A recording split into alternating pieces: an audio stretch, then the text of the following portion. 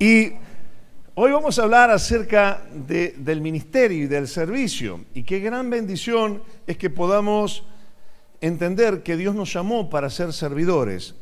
Jesús mismo dijo en una ocasión: yo no vine para ser servido, sino que vine para servir.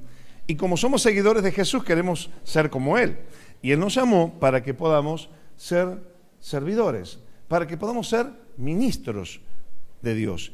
Y un ministro no es aquel que se para todos los domingos solamente a predicar o que hace algún trabajo en particular dentro de la iglesia, sino que un ministro es todo aquel que hace la voluntad de Dios para su vida, que usa sus talentos, sus dones, sus capacidades para servir a los demás, para ayudar a los demás. Es decir, que, y le hemos dado el título a este mensaje de hoy, el poder de la toalla, ¿no? ¿Por qué? Porque, miren, muchas veces cuando tomamos una toalla, ¿la usamos para qué? Bañamos, nos secamos, ¿no? Y cuando éramos chicos muchas veces jugábamos con la toalla y nos poníamos la toalla tipo capa, ¿no? Y decíamos, yo soy un superhéroe. Pero Jesús usó la toalla para algo mucho más profundo.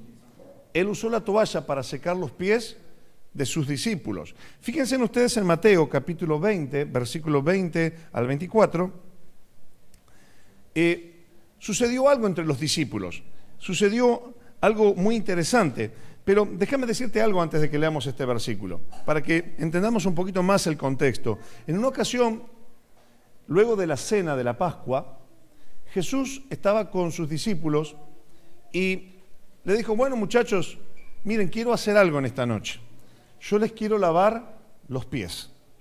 Entonces tomó la toalla, tomó una palangana con agua y empezó a lavarle los pies a sus discípulos. Pero cuando llegó el turno de Pedro, que era el más extrovertido, el más hablador, le dijo: Señor, yo no voy a permitir que vos me laves los pies. Yo no voy a dejar que vos lo hagas, porque vos sos el Señor. Miren, en aquella época, en las familias acomodadas judías, era una costumbre, ¿no? Cuando alguien llegaba, un invitado, era honrarlo, y entonces el criado de la casa o el sirviente de la casa se dedicaba a lavarle los pies a todos los que llegaban, ¿no? de afuera. Ahora, imagínense en la mente de Pedro: Jesús, vos no sos un sirviente, vos no sos un esclavo para que me laves los pies a mí, para que hagas un acto de este tipo. Porque claro, lavar los pies implicaba inclinarse y arrodillarse ante la persona para poder lavarle los pies. Ahora, Jesús le dijo una respuesta muy clara a Pedro: Pedro, si vos no dejás que yo te lave los pies, no podés tener parte conmigo. Le quiso decir con esto que él no podía participar de la naturaleza del reino de Dios, no podía ser parte del plan de Jesús, no podía ser parte de los propósitos de Dios. Jesús nos enseñó de esta manera que servir a los demás implica un acto de humildad, implica un acto de amor, implica un acto de desprendimiento de uno mismo, pero también un acto de desprendimiento de tu propio orgullo. Decí conmigo: Dios quiere que deje al lado mi orgullo para poder servir a los demás. Porque hoy vivimos en un tiempo donde a la gente le gusta, a todos nos gusta ser servidos. ¿A cuántos de ustedes les gusta ser servidos? Que te sirvan algo en la cama, por ejemplo. A todos nos encanta que nos sirvan, ¿no? Y vivimos en una época donde está de moda el servicio al cliente, ¿no? Es muy importante hoy el servicio al cliente, pero lo interesante del mundo en el que vivimos es que el servicio al cliente tiene un condicionante. El cliente es bien servido siempre y cuando pueda pagar. Es más, hay lugares donde hay gente que se llama VIP, Very Important Person, o sea, una persona muy importante. Pero el tema es que uno es Very Important Person, o sea, una persona muy importante siempre y cuando pueda pagar. Es decir, que el servicio que hoy vemos en el mundo está condicionado por tu capacidad de pagar. Si pagás, sos bien servido. Si no pagás, te quedás afuera del servicio. Pero en el reino de Dios, el servicio es otra cosa. El servir no tiene que ver con un condicionante, sino que el servir es hacerlo por amor a los demás, con desprendimiento, con amor, con vocación, con un deseo sincero de ser como Jesús. Y eso es lo que Jesús quería enseñarle a sus discípulos, que pudieran ser siervos. Y esta es la diferencia con el mundo. La gente quiere ser servida, pero los que somos seguidores de Jesús queremos ser servidores. Queremos dar de nuestros talentos, de nuestras capacidades para ayudar a otros. Y esa es la diferencia del servicio entre el mundo y el reino de Dios, de los que no son de Cristo y los que son de Cristo. Ahora, quiero que anotes tu primer punto en tu bosquejo. 4 aspectos vamos a ver hoy que son importantes tener en cuenta para ser un buen servidor. Si queremos ser buenos servidores de Jesús, si queremos ser buenos siervos de Jesús, tenemos que tener en cuenta estas 4 cosas. Y la primera, quiero que anotes que cuando nosotros tenemos la propensión, o sea, tenemos la intención de servir a Cristo, si tenemos una intención de ser servidores, de ser siervos, lo primero que vamos a evitar es esto: evito el desastre, anótalo ahí, evito el desastre que produce mi propia exaltación. Evito el desastre que produce mi propia exaltación. Si hay algo tremendamente peligroso para el servicio, es cuando uno se exalta a uno mismo. Cuando uno hace algo para que la gente te elogie. Cuando uno hace algo, viste que a veces en la familia, especialmente en los matrimonios, ¿no? Y los hombres nos pasa mucho, ¿no? Ponemos un clavito en la pared y estamos esperando que nuestra mujer nos diga: qué bien que pusiste el clavito. Y cuando uno no escucha esa palabra, ¿no? Uno dice: ¿y cómo? ¿No te diste cuenta que puse el clavito? Porque uno espera de alguna manera la retribución, ¿no? Que alguien te elogie, que alguien... Pero si hay un peligro que tenemos en el servicio, es hacer algo para exaltarnos a nosotros mismos, para posicionarnos frente a otros como mejores. Y los discípulos tuvieron este conflicto. Fíjense en Mateo capítulo 20, versículo 20 al 24. Miren lo que sucedió. Muy interesante lo que pasó acá. Entonces se le acercó la madre de los hijos de Zebedeo con sus hijos. O sea, era la mamá de Juan y de Santiago. Postrándose ante él y pidiéndole algo. Y él le dijo: ¿qué quieres? Y ella les dijo: ordena que en tu reino se sienten estos 2 hijos míos, el uno a tu derecha y el otro a tu izquierda. Entonces Jesús respondiendo dijo: no sabéis lo que pedís. No sabéis lo que estás pidiendo. Y entonces dice: ¿podéis beber del vaso que yo he de beber y ser bautizados en el bautismo con que yo soy bautizado? Y ellos le dijeron: podemos. Fíjense que acá empezó la arrogancia de estos 2 discípulos y de su madre, ¿no? Él le dijo: ¿ustedes van a poder beber de la copa que yo voy a beber? Le dice: claro que sí, que podemos, claro. Y entonces sigue diciendo Jesús, y él les dijo: a la verdad, de mi vaso beberéis, y con el bautismo que yo soy bautizado, seréis bautizados, pero el sentaros a mi derecha y a mi izquierda no es mío darlo, sino aquellos para quienes está preparado por mi Padre. Cuando los 10 oyeron esto, o sea, los otros 10 discípulos oyeron eso, ¿qué hicieron? Se enojaron contra los 2 hermanos. Miren qué situación de crisis había entre los discípulos de Jesús. 2 de los discípulos, que no estamos hablando de 2 adolescentes, estamos hablando de 2 hombres hechos y derechos, pescadores, con barba hasta acá. Pero ¿saben qué? Le pidieron a la mamá que intercediera por ellos. Y ahí fue la mamá. 2 hombres grandes, 30 y pico tendrían. Y la mamá fue a interceder con Jesús. Y le fue a decir a Jesús, ¿qué cosa? Jesús, mira, yo quiero que me lo pongas a Santiaguito de este lado y a Juancito me lo pongas de este otro lado. Al lado, cuando vos estés en el trono, que mis hijos estén uno de cada lado. Mirá vos, qué inmaduros los discípulos, ¿no? Hombres grandes. Mandaron a la mamá que hable por ellos. Pero bueno, la cuestión es que Jesús les dijo algo. Le dijo: mirá, ¿ustedes están dispuestos a beber de la misma copa que yo voy a beber? Claro que sí, claro que podemos. Y Jesús le dijo, ustedes realmente no saben lo que están pidiendo. Interesante porque Jesús lo que les estaba diciendo, a lo que se estaba refiriendo, a esa copa que iba a beber, era la muerte que él iba a tener en la cruz y todos los sufrimientos que él iba a tener por causa de nuestra salvación. Y es muy interesante que esta palabra fue una palabra profética, porque realmente ellos recibieron, tanto Juan como Santiago, recibieron lo que habían pedido. ¿Saben que tiempo después estos dos discípulos, Santiago fue el primer discípulo que fue martirizado y muerto por Herodes? Fue el primero que murió por la causa de Cristo. Fue martirizado igual que Jesús. Y Juan, si bien no fue asesinado, cuando estaba en la isla de Pasmo, fue torturado horriblemente. Fue muy maltratado. Es decir, los dos recibieron lo que habían pedido. Y Jesús dijo, bueno, van a tener lo que ustedes pidieron. Y así fue. Ahora, lo interesante después es que los 10 discípulos, los otros 10 discípulos, se enojaron terriblemente. Y yo me imagino que tal vez estarían enojados diciendo, pero ¿cómo se les ocurre a esto querer ser los primeros, estar uno al lado, de la derecha, a la izquierda de Jesús? Y tal vez el enojo era, ¿cómo se nos ocurrió a nosotros antes? ¿No? Y entonces, ahí vemos que esto de servir a veces se puede confundir con la propia exaltación, con el deseo de, como decimos los argentinos, de ser figuretti, ¿no? De figurar, de que otros vean lo que hacemos.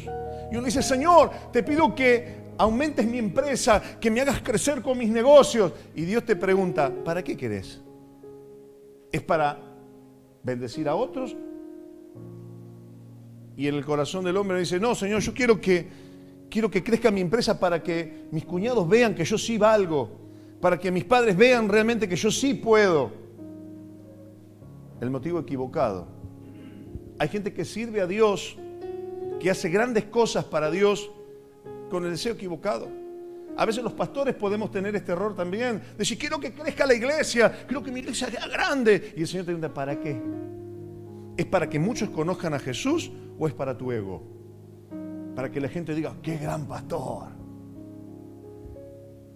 Y cuando vos le pedís a Dios, Señor, quiero crecer en esto, porque miren, no es nada malo querer crecer. Dios quiere que crezcas. Dios quiere que logres grandes cosas para Él. Pero Él siempre te va a preguntar, ¿para qué? ¿Para qué lo querés? ¿Para satisfacer tu ego? ¿Para satisfacer tu necesidad de que otros vean cuán importante sos? ¿Cuán VIP sos? ¿O lo querés realmente para mi gloria? Pregúntale al que tenés al lado, por favor, o mejor dicho, no le preguntes nada, decile, cuando hagas algo para Dios, hacelo para Él.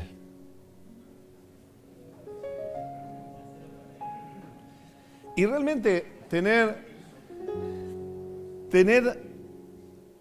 un problema en el corazón de exaltación. Mucha gente se exalta a sí misma porque necesita cubrir algún vacío, necesita cubrir alguna necesidad en su ego, alguna herida que tuvo en su infancia, ¿no? Y necesita demostrarle algo a alguien.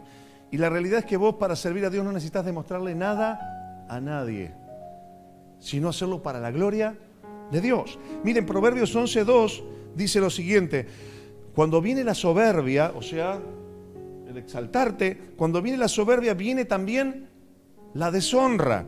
Mas con los humildes está la sabiduría. El problema de exaltarse y de querer hacer algo para mostrarse es que luego te viene la recompensa, pero en este caso es negativa. Porque cuando vos te exaltás y te pones en el trono, en el pedestal, la consecuencia es que luego viene la deshonra. Es más, podrías hacer la prueba y mañana, cuando vayas al trabajo o vayas a tu trabajo y le digas a tu compañero de trabajo, miren, yo soy el trabajador del mes, soy el mejor de este trabajo. En 5 minutos te ganaste más de 10 enemigos. Y que te van a decir, nosotros te vamos a demostrar que vos no sos el mejor, ¿o no? Anda a tu escuela y decí, yo soy el mejor estudiante. Te ganaste 20 enemigos que te van a decir, vos no sos el mejor, te lo vamos a demostrar. siempre enaltecerse, querer mostrarse mejor que los demás o hacer algo para mostrarse mejor, siempre te va a traer consecuencias, deshonra. Es decir, siempre va a haber alguien que te va a alinear con la realidad. Decirle al de al lado, si te tirás para arriba, si te enalteces, alguien te va a volver a la tierra. Pero mira lo que dice Proverbios 16, 18. Dice, antes del quebrantamiento es la soberbia. Y antes de la caída, la altivez ¿de qué? De espíritu. ¿Qué viene después de la altivez de espíritu? El quebrantamiento. Siempre que uno se exalta a sí mismo, que sirve a los demás o hace algo para figurar, tarde o temprano viene el quebrantamiento. Alguien te va a volver a poner los pies sobre la tierra, ¿no? Y por último, Proverbios 29, 23 dice, la soberbia del hombre lo abate, pero el espíritu o el humilde de espíritu sustenta la honra. Cuando vos servís a los demás, cuando vos lo haces con humildad, no con el deseo de sobresalir sobre los demás, cuando vos tenés el deseo sincero de servir a otros, no buscando la recompensa, no buscando que otros te paguen, no buscando que otros te elogien, no buscando que otros te digan, qué bueno que sos, che, en esto que estás haciendo. Cuando eso sucede, esa humildad de corazón hace que la honra venga. Siempre habrá gente que honrará lo que estás haciendo. Siempre Dios va a honrar tu servicio. Siempre Dios va a honrar lo que estás haciendo para la gloria de Él. Pero el secreto es la humildad. En segundo lugar, quiero que anotes ahí otro beneficio que tenemos cuando servimos. Anoten por favor ahí. Ejerzo la autoridad en beneficio de los demás. Ejerzo la autoridad en beneficio de los demás. Decí conmigo, tener autoridad es el resultado del servicio. Cuando vos estás sirviendo a Dios, Él te va a dar autoridad. Y tener autoridad es bueno. Mire, esto tiene que ver con los 3 deseos del corazón, ¿se recuerda? Y uno de los 3 deseos del corazón es el deseo de poder. Todos tenemos deseo de poder. Y esto está bueno. Tener el deseo de tener un cargo alto en tu trabajo, tener el deseo de lograr metas, tener el deseo de alcanzar grandes metas y objetivos en tu vida. Esto es bueno. El problema es cuando esa autoridad es mal manejada. Cuando usas tu autoridad para maltratar a otros.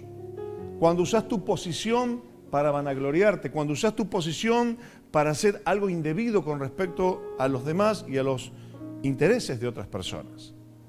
Dios quiere que aprendas a manejar tu autoridad justamente para crecer en lo que Él te ha puesto en las manos, pero no para compararte con nadie, no para maltratar a nadie. Cuando uno sirve a Dios, lo está haciendo porque Dios te da autoridad, pero la autoridad te la da para bendecir. Decí conmigo, la autoridad es para bendecir y no para otra cosa. Pero fíjense en Mateo 20, 25, continuamos con el relato que veníamos leyendo, y dice lo siguiente: entonces Jesús, llamándolos, dijo, ¿sabéis que los gobernantes de las naciones se enseñorean de ellas, y los que son grandes ejercen sobre ellas potestad?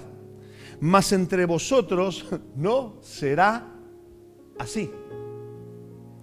Escuchen bien, y luego él sigue diciendo, sino que el que quiera hacerse grande entre ustedes será vuestro servidor. Y el que quiera ser primero entre vosotros será vuestro siervo. Como el Hijo del Hombre no vino para ser servido, sino para servir y para dar su vida en rescate por muchos. ¿Qué quiere decir esto? Que en el mundo mucha gente usa la autoridad para estar por sobre los demás, para tapar egos, para cubrir egos personales o intereses personales. Pero Jesús dijo, entre ustedes esto no va a ser así. El que quiere ser primero, es decir, el que quiere lograr un cargo de autoridad en el reino de Dios, primero tiene que hacerse siervo de todos los demás. Tener un corazón humilde en el reino. Y saben que todos nosotros en algún momento tenemos esos egos adentro que queremos de alguna manera mostrar algo, demostrar algo, mostrar autoridad y decir, acá yo soy el que mando y yo soy el que tengo la autoridad. Y Dios siempre te baja a tierra un poquito. ¿Para qué? Para que seamos siervos a la manera de Jesús. Y fíjense en ustedes 4 cosas interesantes que podemos hacer para usar bien nuestra autoridad espiritual. En primer lugar, Jesús utilizó su santidad, por ejemplo, para defender a una mujer adúltera de los legalistas. ¿Se acuerdan de esa situación? Jesús era santo y estaba viendo que una mujer adúltera había sido sorprendida y todos los religiosos la querían apedrear. Dijeron, no, porque esta es la ley y esta mujer pecó y hay que matarla y hay que tirar las piedras. Y el más santo de todos los que estaban así era Jesús. Era el único que tenía, ¿no?, el derecho de decir, yo voy a tirar la primera piedra porque yo realmente no tengo ningún pecado que ocultar. Sin embargo, Jesús usó su santidad y su autoridad no para condenar, sino utilizó su santidad para defender a esa mujer. Usó su santidad y su autoridad para sacar a esa mujer de ese peligro en el que estaba. Cuando uno es servidor, mi querido hermano, aprende a amar a la gente, aprende a tener misericordia. Porque, ¿vieron cuando aquí hay personas que hace mucho que están en el Señor y otros que son nuevos en el Evangelio? Y a veces cuando vos ya te encaminaste en el Señor, a veces corremos el peligro, ¿no? Porque decimos, ahora estoy un poquito mejor, mi vida era un desastre antes, pero ahora que estoy en Cristo, empecé a encaminarme, empecé a cambiar mi vida. Y entonces cuando ves a uno que viene nuevo a la iglesia y lo ves que fuma, que toma, que viene un desastre, y ya le empezás a decir, mira este. Y no te das cuenta que vos venís del mismo lugar. Y que a vos también te ayudaron. Y que a vos tal vez alguien te tuvo misericordia. O tal vez alguien te maltrató. Entonces, servir con autoridad hacia los demás es también tener misericordia de los hermanos. Qué bueno que aquí en la ISO tenemos esta capacidad de amar a la gente tal cual es. De aceptarlos como son. Y de ayudarlos a que puedan limpiarse y empiecen en el proceso de la transformación. Es por eso que en ningún momento nosotros usamos nuestra autoridad para hablar mal de otros. Por ejemplo, cuando alguien viene y te cuenta que está teniendo una situación o vos lo vistes en alguna cuestión peligrosa o una cosa mala, ¿cuál es tu actitud ante eso? ¿Lo ayudás? ¿Lo corregís? Le decís, mira hermano, lo que estás haciendo no es bueno, quiero orar por vos, quiero ayudarte. O vas y se lo contás a otra persona. Y dice, che, ustedes no saben, este que está viniendo nuevo, no saben lo que es un desastre. ¿Saben cómo se llama eso en la Biblia? Murmuración. Se llama chisme. Y es un pecado grave delante de Dios. Por eso que nosotros aprendemos que cuando vemos a alguien que está en una situación de pecado o tiene algún problema o tiene alguna situación, en vez de condenarlo y juzgarlo, lo oramos por él o nos acercamos y le decimos, mira hermano, voy a orar por vos para que puedas avanzar en esta área, para que puedas crecer en esta área con amor. ¿Estarías dispuesto a hacerlo? Mire que la Biblia dice que si vos sos misericordioso vas a alcanzar también para cuando te toque a vos, Decirle al de al lado, si vos sos misericordioso, van a tener misericordia con vos también. ¿No es así? Y entonces, en segundo lugar, una forma de ejercer bien nuestra autoridad es usar sabiduría para ayudar a otros en todas las cosas. Hay personas que tienen necesidad y tal vez vos veas a alguien que está enfermo y que necesite tal vez alguna ayuda en la casa y tal vez está a tu alcance ayudarlo. Tal vez alguien que está solo en casa y que necesita una manito y entonces está a tu alcance poder ir darle una mano para prepararle la comida, por ejemplo, o hacer algo que pueda ayudarlo y no ser indiferentes ante el dolor de otras personas. Servir a los demás, decir conmigo, es ignorar las imperfecciones de mis amigos. Cuando vemos que hay hermanos que todavía tienen algunos defectos y que podemos dejarlo pasar, dejamos pasar. Y cuando hay algo que no lo podemos dejar pasar, se lo decimos. En segundo lugar, ayudar a otras personas a limpiarse con misericordia, ¿no? Todos necesitamos. ¿Cuántos necesitamos limpiarnos? Todos los días. Claro que sí, todos. Y qué bueno es ayudar a otro a poder limpiarse, pero con misericordia, ¿no? Entendiendo que todos necesitamos ayuda, que todos necesitamos recuperarnos. Otra forma de servir a los demás es hacer lo que ellos no pueden hacer. Hay personas que a veces necesitan una ayuda extra, pero no lo pueden hacer solos, y tal vez nosotros, tal vez vos puedas ayudarle en algo que él no puede hacer. Pero también nos ayuda mucho a hacer algo que nos recuerde que somos siervos del Señor. De tanto en tanto, a mí me gusta limpiar el baño. De tanto en tanto, con la pastora nos ponemos a hacer algunas cosas que habitualmente no hacemos. ¿Saben por qué? Porque queremos recordarnos a nosotros mismos que Dios nos llamó para ser siervos. ¿Cuántos estarían dispuestos a hacer algo que nunca suelen hacer? Eso te recuerda que por más que Dios te ponga en una posición muy alta, no dejas de ser un siervo. Qué triste a veces que en el ámbito en que conocemos nosotros, ¿no? En el ámbito evangélico, a veces pasa esto, ¿no?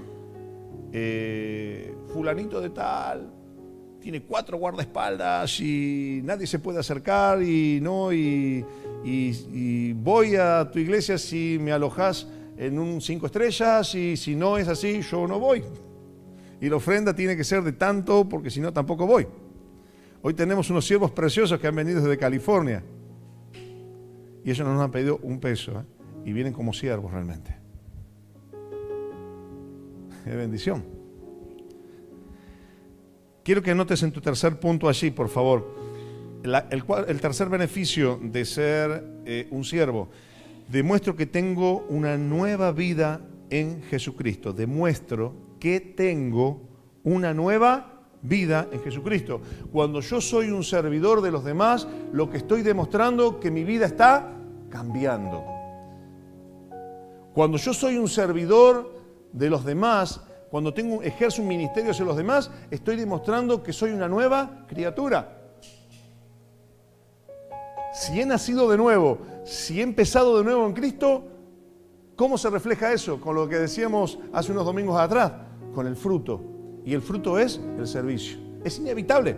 Alguien que comenzó una nueva vida va inevitablemente a servir a los demás, porque ese es el fruto, el servicio, el servir a otros.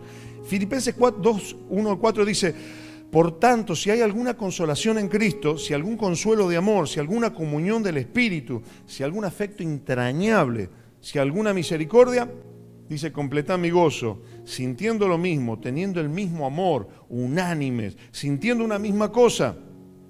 Pero mira lo que dice el siguiente versículo, el 3. Nada hagáis por contienda o por vanagloria. O sea, no hagas nada en la iglesia si es para pelear con algún hermano. No hagas nada en la iglesia para competir con otro, para que yo quiero mostrarle que mi ministerio es mejor que el de él. O quiero demostrarle que mi cartelito es más lindo que el del otro. O quiero demostrarle que lo que yo hice en la iglesia vale más que lo que él hizo. El pastor a mí me va a tener en mejor estima. Dice acá, no hagas nada por vanagloria, para hincharte. ¿No? Decirle a tu hermano, por favor, es mejor que te honre Jesús, ¿eh? Entonces, dice, no hagas nada por contienda, por vanagloria, antes bien con humildad, estimando cada uno a los demás como superiores al mismo, no mirando cada uno lo suyo propio, sino cada cual también mire lo de los demás. Es decir, la necesidad de los demás. Mirá, si vos te presentás ante tu suegra y le decís, suegrita, mire que usted me dio su hija, pero eso no quiere decir que yo soy esclavo suyo, ¿eh? No, ahí moriste. Si no decís, mire, suegra, realmente yo estoy a su disposición. ¿Qué necesita? ¿Necesita algo que la pueda ayudar? Y por ahí le ganás el corazón.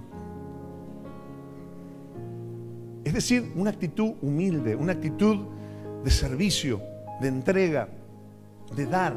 Y eso siempre trae recompensa, siempre trae valor agregado. Cuando te acercas a un compañero de trabajo y lo ves que está atosigado de trabajo, mirá, te veo que estás muy cansado y yo tengo un tiempito libre, ¿tenés problema que te dé una manito que te pueda ayudar en algo?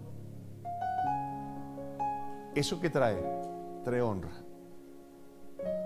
trae bendición, porque estás abriendo tu corazón para servir a los demás voluntariamente. ¿Se das cuenta que no es solamente en la iglesia? En tu trabajo, en tu escuela, en cualquier lugar puedes servir. Puedes hacer algo para bendecir a otros. Y por último, quiero que anotes ahí el punto 4. Espero la exaltación, anótalo ahí, firme y verdadera de mi Padre Celestial. Espero la exaltación firme y verdadera de mi Padre Celestial. Filipenses 2:5 dice: haya pues en vosotros este sentir que hubo también en Cristo Jesús, el cual siendo en forma de Dios no estimó ser igual a Dios como cosa que aferrarse, sino que se despojó a sí mismo, tomando forma de siervo, hecho semejante a los hombres, y estando en la condición de hombre, se humilló a sí mismo, haciéndose obediente hasta la muerte y muerte de cruz. Por lo cual Dios, ¿qué hizo Dios? Lo exaltó hasta lo sumo. Decí conmigo, ser humilde te trae la exaltación del Señor. ¿Escuchaste? Vamos a repetirlo. Ser humilde trae la exaltación del Señor.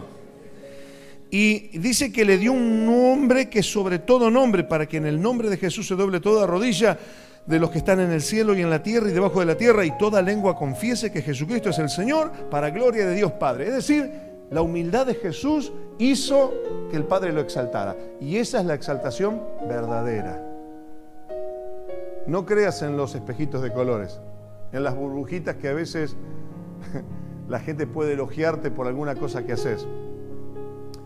La verdadera exaltación es cuando Dios te honra.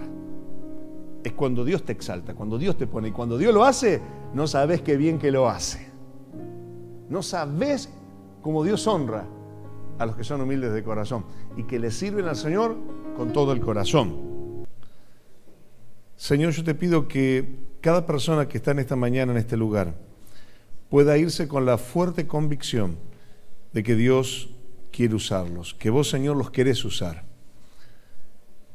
Y te pido, Señor, que potencie sus talentos, sus dones, sus capacidades, para que ellos puedan realmente, Señor, entrar en la plenitud y en el gozo del ministerio, del servir a los demás, tanto aquí dentro de la iglesia con sus dones espirituales, como fuera, Señor, a través de este plan de paz, sirviendo a la comunidad, a las personas que necesitan, con otros talentos, capacidades y con todas las herramientas, Señor, que vos ponés en las manos de cada uno de los que estamos aquí presentes. Te lo pedimos en el nombre de Jesús. Decirle al Señor: Señor, usa mi vida. Quiero tener el gozo y la plenitud de saber que estás usando mi vida. Te doy gracias, Dios, porque a pesar de mis dolores y sufrimientos, vos me estás sanando para sanar a otros. En el nombre del Señor Jesús, te doy gracias. Amén. Señor, bendigo a cada uno en esta mañana para que el gozo de tu palabra, Señor, nos traiga libertad. El gozo de tu palabra, Señor, nos traiga, Señor, una visión fresca y nueva para que nuestra vida pueda ser emocionante cada día de nuestras vidas. Señor, lo que nos toque vivir aquí en la tierra, Señor, podamos disfrutarlo a pleno, sabiendo que no vivimos, Señor, solamente alrededor de nuestra propia vida, sino que vivimos, Señor, para amar y servir a los demás, como vos también, Jesús, lo hiciste cuando estuviste aquí en la tierra. En el nombre de Jesús, te damos gracias, Señor, por tu bendición, y te pedimos que nos ayudes a seguir creciendo como iglesia en el servicio a los demás. En el nombre de Jesús.